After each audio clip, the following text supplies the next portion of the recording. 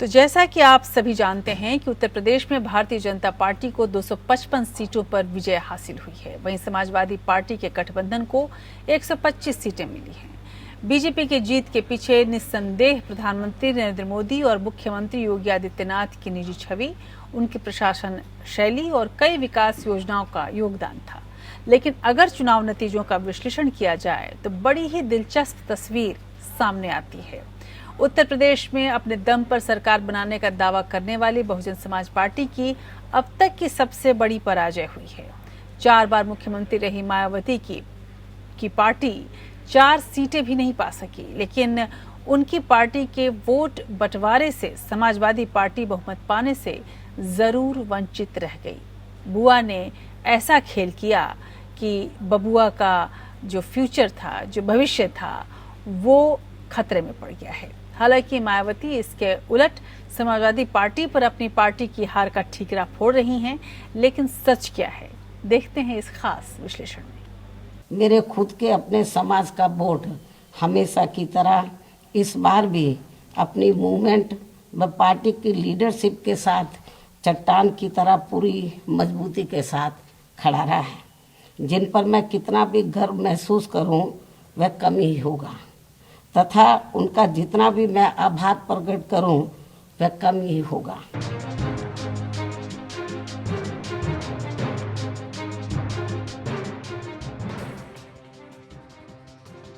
बहन जी सही कह रही हैं, लेकिन बहन जी जो नहीं कह रही हैं वो ये है कि ये चुनाव उन्होंने जीतने के लिए लड़ा ही नहीं था, बल्कि कहा जाए कि समाजवादी पार्टी को हराने के लिए लड़ा था तो गलत नहीं होगा। उनके वोटरों की वजह से समाजवादी पार्टी सरकार बनाने से महरूम रह गई है। कम से कम चुनावी नतीजों के आंकड़े तो यही बयां करते हैं। बहन जी जिस तेजी से हार का ठीकरा फोड़ने बाहर निकली हैं, अगर उसी तेजी से चुनाव से महीने भर पहले से सक्रिय होती तो प्रदेश में सरकार बनाने से उन्हें कोई रोक नहीं पाता। 2007 में प्रदेश में बहुमत की सरकार बनाने वाला बहुजन समाज से सर्वजन समाज वाला फॉर्मूला इस बार भी जोर शोर से अपनाया गया। ब्राह्मण सम्मेलन कराए गए। योगी सरकार पर ब्राह्मण विरोधी होने का आरोप भी चस्पा हो चुका था, लेकिन नतीजा क्या रहा? 0। हालत ये हुई कि कुंडा से चुनाव लड़ने वाले राजा भैया की पार्टी जनसत्ता दल लोकतांत्रिक को भी बहन जी की बीएसपी से ज्यादा सीटें यानी 2 सीटें मिली, जबकि बीएसपी 1 सीट पर ही सिमट गई। बीएसपी ने 2017 में 19 सीटें जीती थीं। इनमें से हारी हुई 18 में से 13 पर समाजवादी पार्टी की जीत हुई, बाकी 5 सीटें एनडीए को गईं। लेकिन सवाल यह है कि 4 बार मुख्यमंत्री रही मायावती आखिर 4 सीटें भी जीत क्यों नहीं पाई? असलियत तो यह है कि बसपा के 72% यानी 403 में से 290 उम्मीदवार अपनी जमानत नहीं बचा पाए हैं।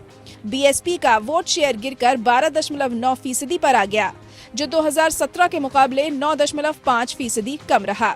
एक आंकलन के मुताबिक इन 9.5% वोटों में 1/3 यानी 3.2% बीजेपी को गए हैं। ये अलग बात है कि बाकी 6.3% वोट समाजवादी पार्टी को मिले, जिनमें से ज्यादातर बीएसपी के गैर जाटव और गैर दलित वोटर हैं। जाहिर है कि मायावती के डेडिकेटेड 3.2% वोटर के बीजेपी में जाने से नतीजे उलट गए। यही है मायावती के पीछे बिरादरी का चट्टान की तरह खड़ा होना। मिसाल के तौर पर 243 सीटों पर जीत के अंतर से ज्यादा वोट बीएसपी को मिले। जाहिर है कि अगर बीएसपी ये वोट ना काटती तो नतीजे एकदम उलट होते। इन 244 में से 143 सीटें बीजेपी ने जीती और समाजवादी पार्टी को सिर्फ 9 सीटें मिली। इस लिहाज से बीएसपी की कमजोरी का सीधा फायदा 47 सीटों पर बीजेपी को मिला। इसीलिए अमित शाह को बीच चुनाव में याद आया था कि बहन जी बहुत मजबूती से चुनाव लड़ रही हैं, ताकि मुसलमान और गैर जाटव वोट और ज्यादा बढ़ सके। बीएसपी ने अपनी रिलेवेंसी बनाई हुई है। सीट्स में कितना कन्वर्ट होगा वो मालूम नहीं, मगर वोट जरूर आएंगे। देखिए, फायदा नुकसान ऐसे नहीं होता है, वो सीट स्पेसिफिक होता है। इस प्रकार का आकलन नहीं लग सकता पॉलिटिक्स में, परंतु बीएसपी की रिलेवेंसी खत्म हुई है, वो बात ठीक नहीं। इसमें कोई शक नहीं कि बीएसपी का 2/3 वोटर शेयर समाजवादी पार्टी के पास गया, लेकिन जो 1/4 वोट शेयर बीजेपी के पास गया वो सीटों में तब्दील हो गया। यानी जहां बीजेपी की जरूरत थी वहां मायावती का वोटर बीजेपी के काम आया। यही नहीं, कई जगह बीएसपी के बीजेपी में गए इन्हीं वोटरों की वजह से बीजेपी और समाजवादी पार्टी के बीच जीत का अंतर भी बढ़ गया। इस बार बीएसपी सिर्फ 17 सीटों पर कांटे के मुकाबले पर रही, जबकि 2017 में वो 138 सीटों पर पहले या दूसरे नंबर पर थी। बीएसपी के पास जाटव वोट घटकर 62% रह गए। बीजेपी और सपा के पास इस बार 21% गए। दिलचस्प बात यह है कि बीजेपी के गैर जाटव दलित वोटों में से आधे से ज्यादा वोट यानी 51% वोट हासिल किए। यही वजह है कि बीजेपी के वोट शेयर में इस बार 1.63% का इजाफा हुआ है।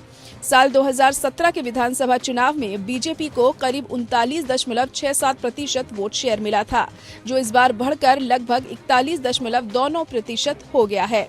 यही नहीं, बीजेपी आधे गैर जाटव दलित वोटरों के दिल में जगह बना चुकी है और जाटवों में भी घुसपैठ कर चुकी है। गैर जाटव दलित वोटों के मामले में बीएसपी, बीजेपी और समाजवादी पार्टी के बाद नंबर 3 पर पहुंच गई। यही वजह है कि पिछड़ी जातियों के नेताओं से गठबंधन करने का फायदा समाजवादी पार्टी को नहीं मिल पाया। बीजेपी ने इधर से नुकसान की भरपाई बीएसपी के वोटों से कर ली।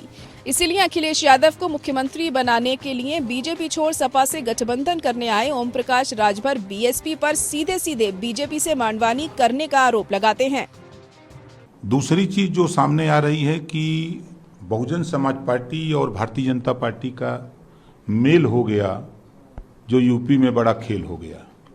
हालत यह है कि अनुसूचित जाति की एक भी आरक्षित सीट मायावती नहीं जीत पाई, जबकि बीएसपी ने एससी वर्ग की आरक्षित 84 सीटों समेत 93 प्रत्याशी चुनाव में उतारे थे। उत्तर प्रदेश की 403 विधानसभा में से अनुसूचित जाति के लिए आरक्षित इन सीटों में से 65 बीजेपी ने सीटें जीती हैं, जबकि सपा गठबंधन को 20 सीटें मिली हैं। वहीं बसपा को एक भी सीट नहीं मिली। यही वजह है कि बीएसपी के कट्टर वोटरों के अलावा समर्थन देने वाले वोटरों ने भी अपना वोट बर्बाद करना पसंद नहीं किया। बीजेपी को हराने की क्षमता न देखकर आवारा वोटर भी सपा में गया। इन हालात में भला मुसलमान भी बीएसपी के साथ कैसे टिकता? मुसलमान भी समाजवादी पार्टी के साथ हो लिए। अब बहन जी मुसलमानों पर घड़ा फोड़ रही हैं। कुल मिलाकर मुस्लिम समाज बीएसपी के साथ तो लगा रहा, किंतु इनका पूरा वोट समाजवादी पार्टी की तरफ शिफ्ट कर गया। बीजेपी की तरह मायावती भी समाजवादी पार्टी पर मुस्लिम ध्रुवीकरण का आरोप लगा रही हैं, जबकि सच्चाई ये है कि बीएसपी ने मुसलमानों को सबसे ज्यादा टिकट दिए। बीएसपी ने 91 सीटों पर मुस्लिम उम्मीदवार उतारे। इन सीटों पर कुल 44 सीटों पर सपा गठबंधन को जीत मिली, जबकि 47 सीटों पर बीजेपी जीती। दिलचस्प बात यह है कि जहां सपा की हार हुई, वहां बीएसपी ने वोट कटवा का रोल अदा किया।